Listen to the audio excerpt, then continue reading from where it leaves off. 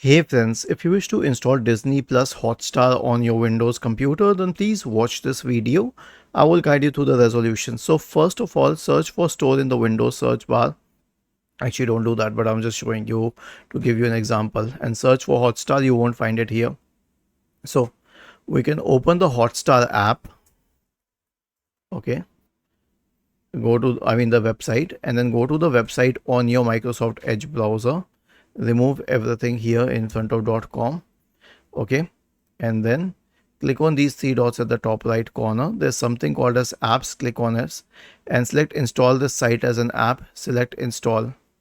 Now this has been installed as an app on your computer, and you can simply search for Hotstar in the Windows search bar to access it.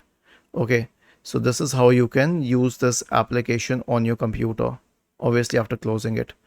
Was this helpful? If yes, then please subscribe to the channel.